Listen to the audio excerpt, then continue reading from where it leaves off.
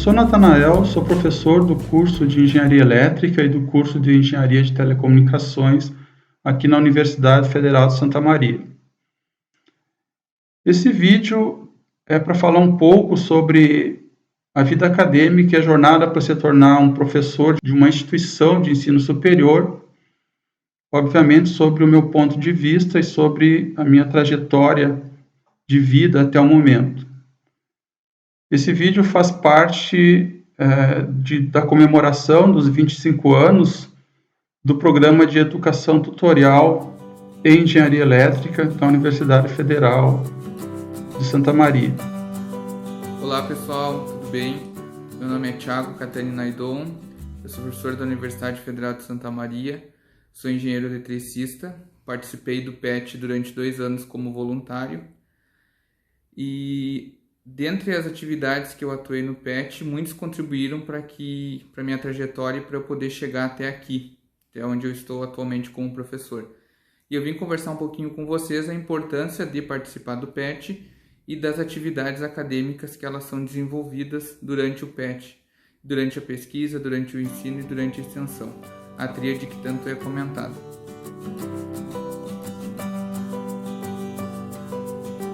Bom, eu comecei a minha trajetória para se tornar um professor a partir de 1988, quando eu comecei a graduação em Engenharia Elétrica aqui na Universidade Federal de Santa Maria.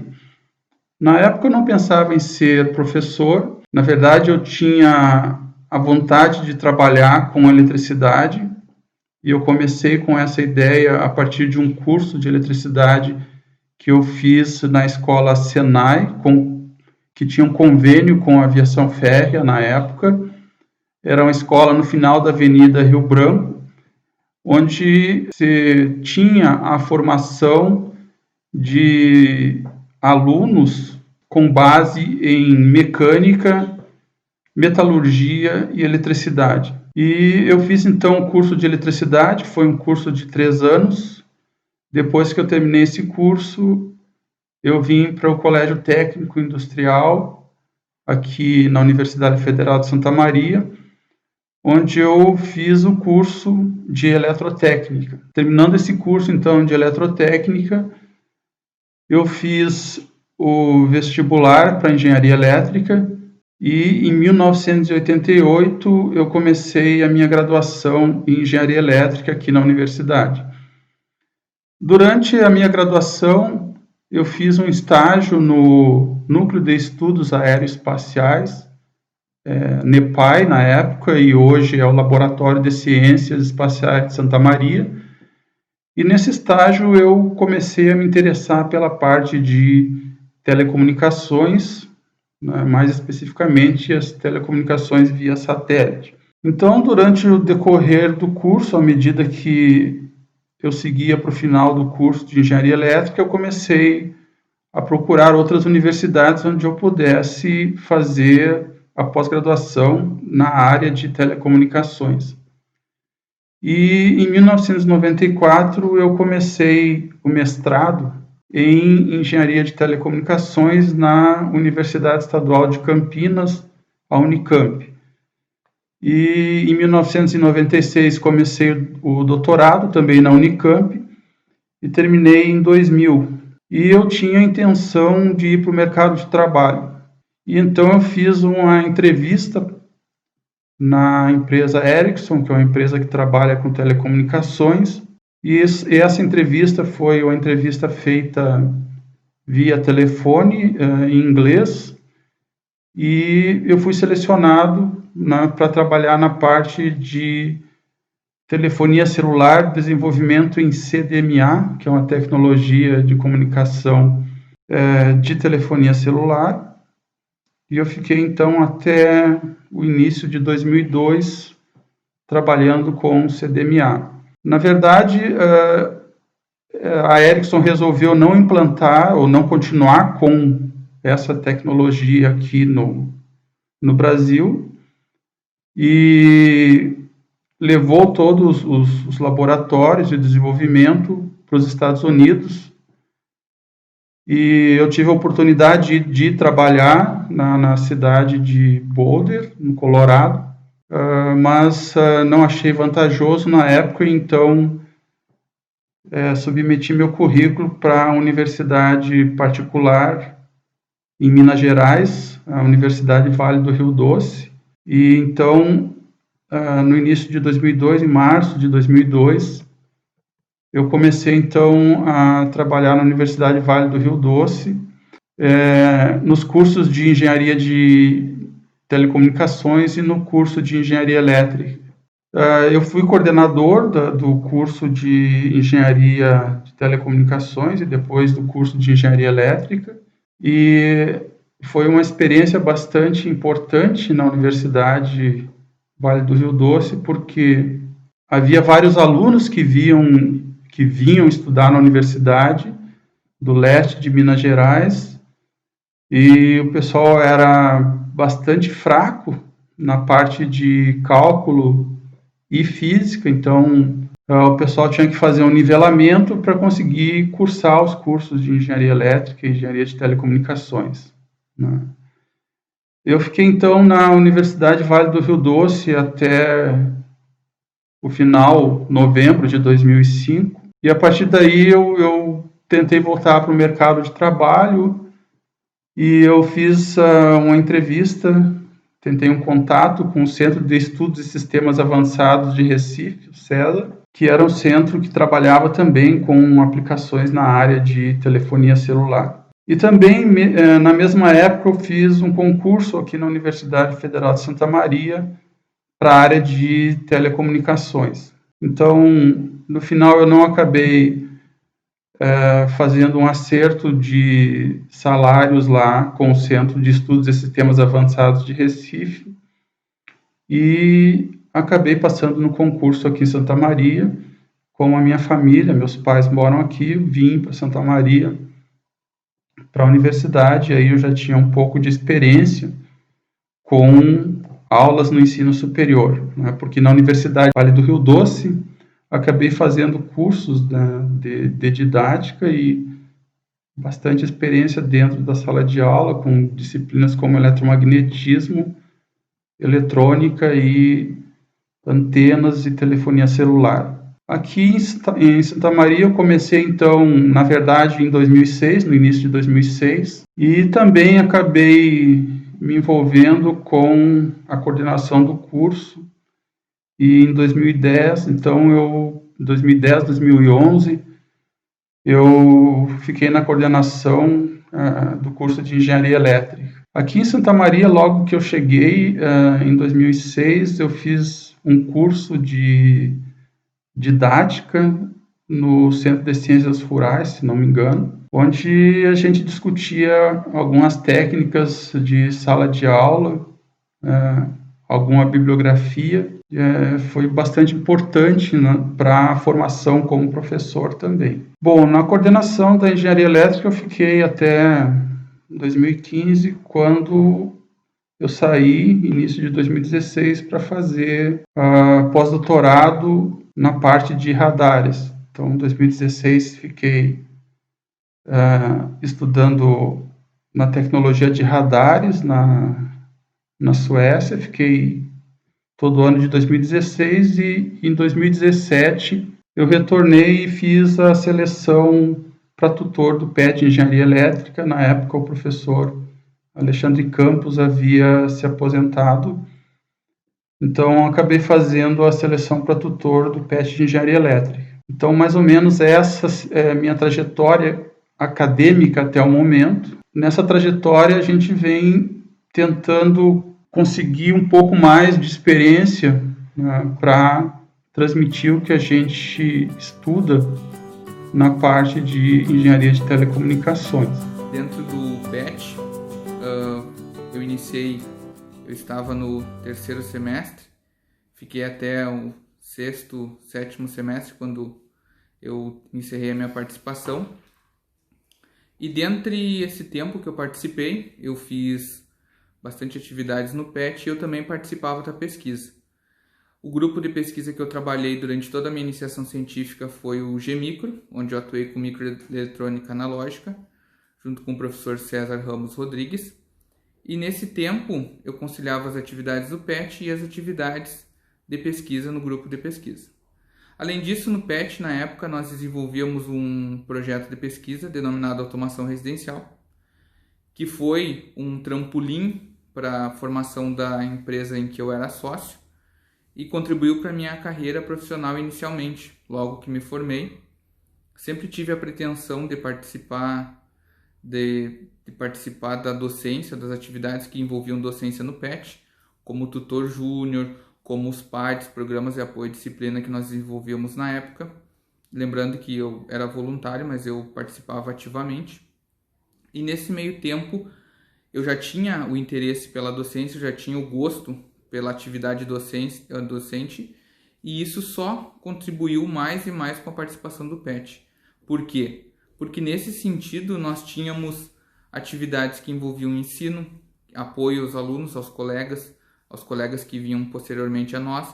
Nós tínhamos atividades de extensão com a comunidade, nós tínhamos atividades de pesquisa, como eu já mencionei. Então tudo isso contribuiu para a minha formação pessoal e profissional, e tudo isso alavancou para o meu interesse em fazer concursos posteriormente e me tornar docente da Universidade Federal de Santa Maria, ao qual tenho tanto orgulho de estar sendo docente agora.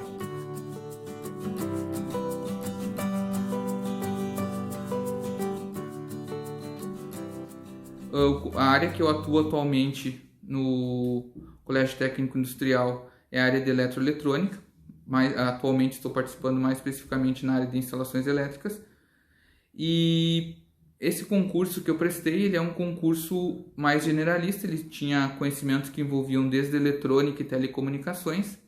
Os concursos geralmente eles vêm por áreas, eles não são somente para um curso, ou seja, pode ser que tu faças um concurso para controle e tu vá atuar no curso de telecomunicações, de engenharia de telecomunicações, no curso de engenharia elétrica, ou no próprio curso de engenharia de controle e automação, ou quem sabe até no curso de engenharia química, por exemplo, que também tem a parte de controle.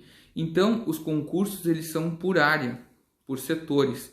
E claro que eles têm sempre na descrição os cursos que podem participar. Geralmente, os cursos que envolvem a nossa área permitem com que engenheiros eletricistas façam, engenheiros da computação, dependendo da área, engenheiros de telecomunicação, engenheiros de controle e automação.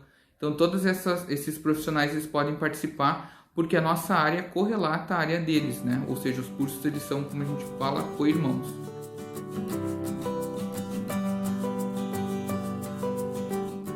Confesso que eu nunca pensei nisso até começar a ser um professor a partir da entrada na minha vida como professor na Universidade Vale do Rio Doce. Então, a partir do início na Universidade Vale do Rio Doce, é que eu comecei a fazer alguns cursos de docência.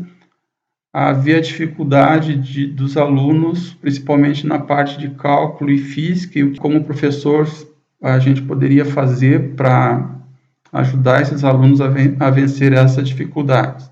Então, eu penso que para direcionar a carreira, a gente deveria aprender técnicas de ensino, fazer alguns cursos de didática e sempre tentar se manter atualizado nas tecnologias de ensino que vão sendo apresentadas. Eu acho que isso ajudaria a direcionar para uma carreira docente com algum sucesso.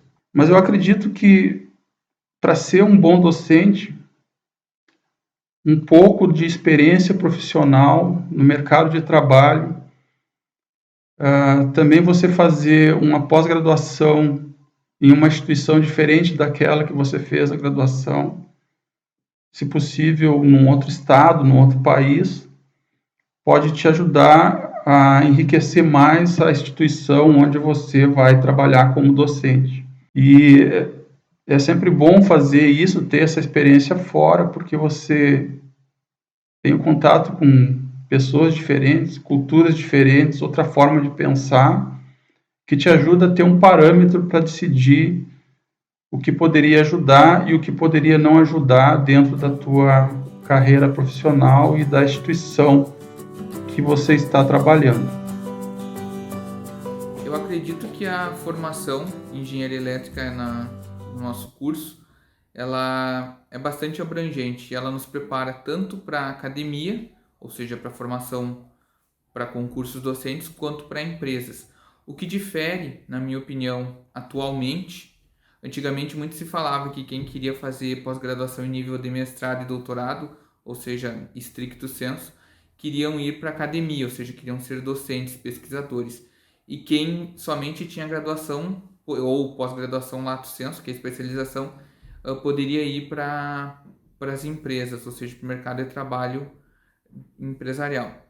Atualmente, esse conceito, na minha opinião e na opinião de vários estudiosos, ele caiu. Então, muitas empresas elas procuram profissionais com pós-graduação em nível de mestrado, e algumas onde a pesquisa e o desenvolvimento ele é forte, procuram pesquisadores com pós-graduação em nível de doutorado.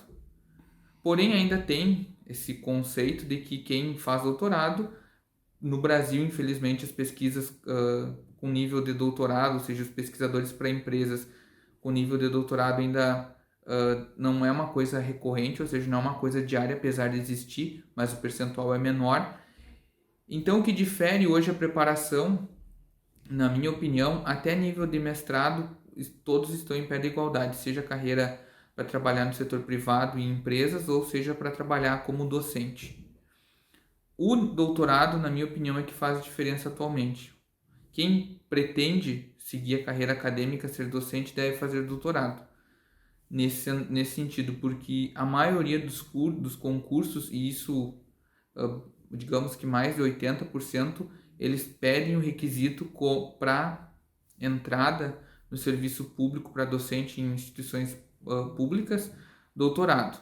Algumas instituições privadas aceitam mestrado e algumas públicas, os concursos, quando eles são para o ensino básico, técnico e tecnológico, eles aceitam também, a partir de graduação, a formação. Só que, obviamente, que com a quantidade de mestres e doutores que nós temos atualmente no cenário brasileiro, ao olhar, por exemplo, a formação de recursos que nós temos na nossa universidade, então é difícil que um graduado ele seja aprovado para um concurso devido a questões de títulos, porque os concursos públicos eles contemplam basicamente 3 etapas: a prova didática, a prova escrita e a prova de títulos. A primeira etapa é a prova de escrita, onde se faz um texto dissertativo argumentativo sobre o tópico. Posteriormente, se é aprovado, vai para a etapa da prova didática, onde se é feita uma aula, depende do concurso, do edital, entre 30 e 50 minutos, e posteriormente é feita a prova de títulos, que avalia toda a formação durante a trajetória acadêmica daquele candidato para o concurso. E aí o PET contribui muito, e contribuiu muito para os 2 concursos que eu passei. Anteriormente a ser professor antes de entrar para a UFSM, eu fui professor da Universidade Tecnológica Federal do Paraná, e a formação, meu aprimoramento atuando no PET, contribuiu muito, tanto para a aula didática quanto para a prova escrita, e também pontuou, auxiliou, colaborou na pontuação da prova de títulos.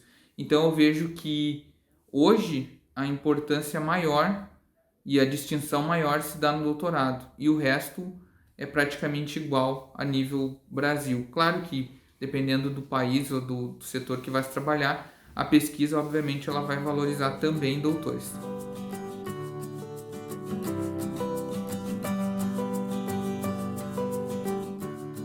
Eu acredito que uma característica bastante importante para ser um professor ou para ser um bom professor é você saber explicar o conteúdo que você está tentando passar e tentar conectar esse conteúdo com a vida prática, através de algum exercício, através de algum exemplo, através de visitas técnicas.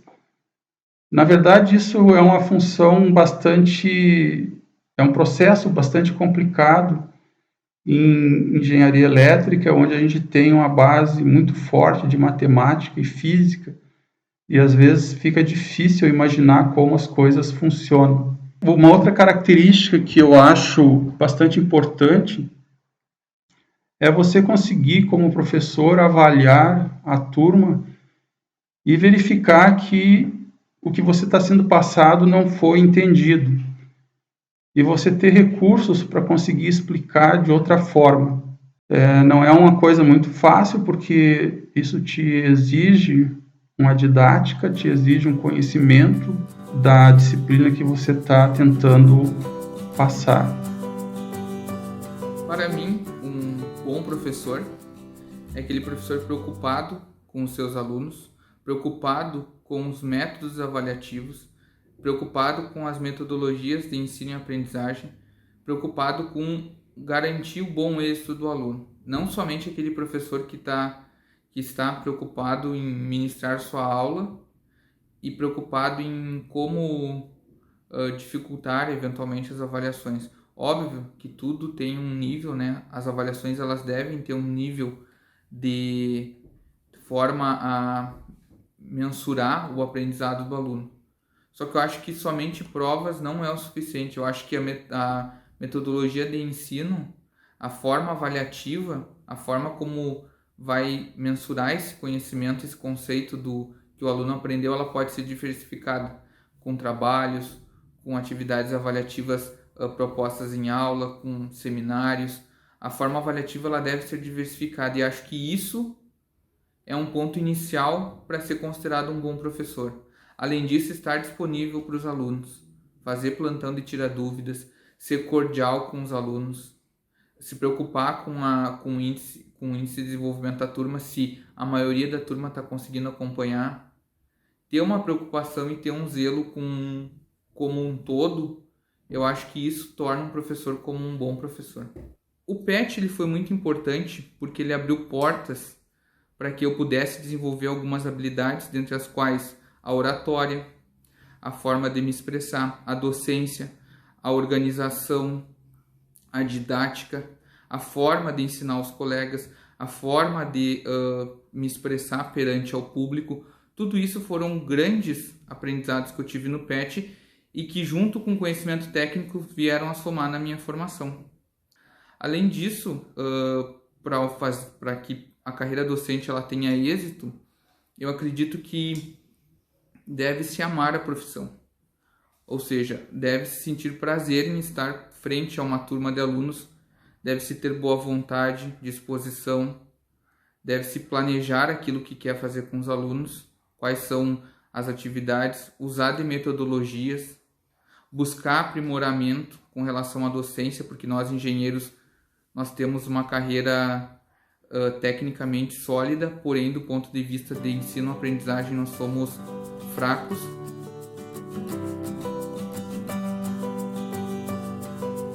Eu, na verdade,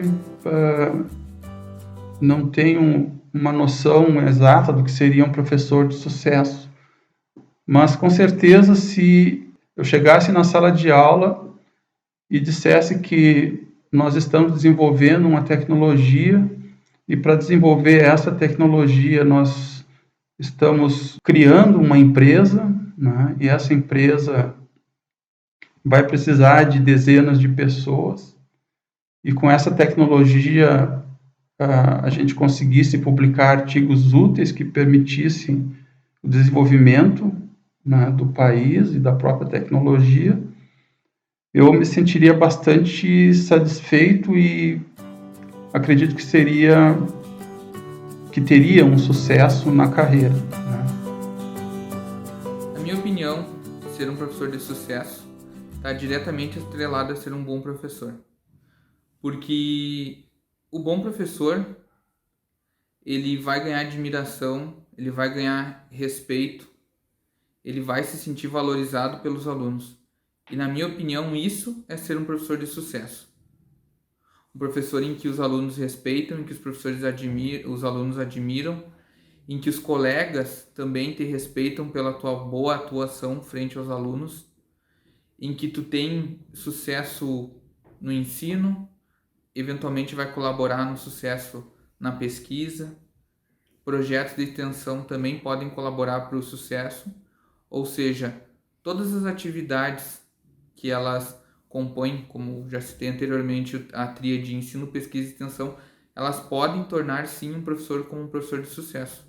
E na minha opinião, o sucesso ele não está atrelado somente a um item, somente ao ensino, ou somente à pesquisa, ou somente à extensão. Claro que o reconhecimento por parte dos alunos no quesito ensino, ele é muito importante, porque afinal de contas, uma das principais funções do professor é o ensino, é formar recursos humanos, é trabalhar para que os alunos sejam bons profissionais e que lá fora, sejam em outras universidades, ou sejam em empresas, ou sejam como donos de empresas, eles possam dizer assim: nossa, aquele professor fez a diferença na minha vida, aquele professor impactou diariamente para mim, aquele professor trouxe conhecimentos, dicas, e isso contribuiu para a minha vida pessoal e eventualmente, e obviamente, né, que profissional também.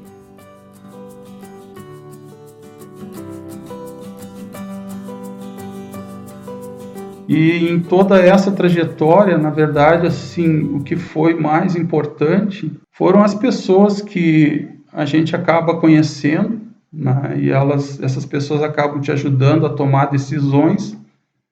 E essas decisões, na verdade, é o que te trazem até aqui, é o que te fazem ser a pessoa que você é. E as pessoas que você acaba também ajudando, né, os estudantes que você consegue ajudar e os estudantes que acabam te ajudando também, né, é que fazem valer a pena toda essa jornada, né? Além disso, você tem os lugares que a gente acaba conhecendo, as pessoas, as culturas, né, e as diferentes realidades. Então, tudo isso é o que vale a pena nessa jornada como professor, ou tentando ser um professor, mas sempre tentando também não parar, né? Buscar o conhecimento e tendo a noção que você nunca sabe tudo, né? E sempre está aprendendo com as pessoas que estão à sua volta, na verdade, mais do que você está ensinando.